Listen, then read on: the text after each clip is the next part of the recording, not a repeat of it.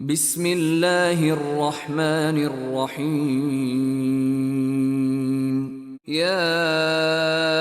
أيها المزمل قم الليل إلا قليلا نصفه أو انقص منه قليلا أو زد عليه ورتل القرآن ترتيلا إنا سنلقي عليك قولا ثقيلا إن ناشئة الليل هي أشد وطئا وأقوم قيلا إن لك في النهار سبحا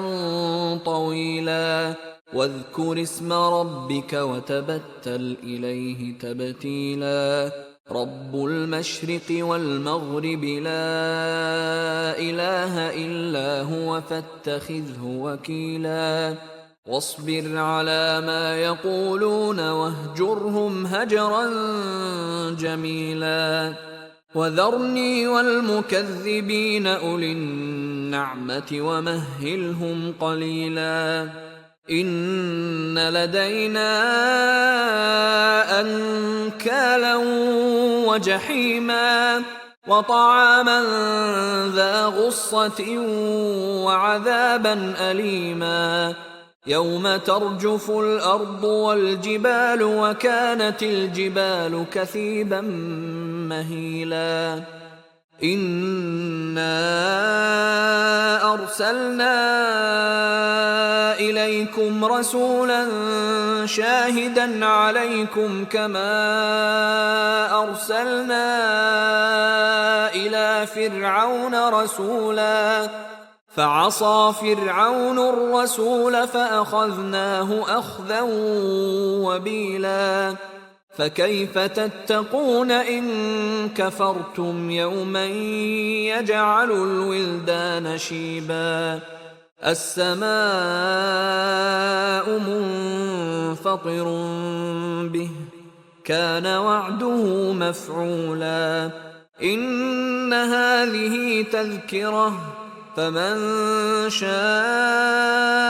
اتخذ إلى ربه سبيلا إن ربك يعلم أنك تقوم أدنى من ثلثي الليل ونصفه وثلثه وطائفة من الذين معك والله يقدر الليل والنهار علم أن لن تحصوه فتاب عليكم فاقرؤوا ما تيسر من القرآن علم أن سيكون منكم مرضى وآخرون يضربون في الأرض يبتغون من فضل الله وآخرون يقاتلون في سبيل الله فاقرؤوا ما تيسر منه وأقيموا الصلاة وآتوا الزكاة وأقرضوا الله قرضا حسنا وما تقدموا لأنفسكم من خير تجدوه عند الله هو خيرا وأعظم أجرا واستغفروا الله إن الله غفور رحيم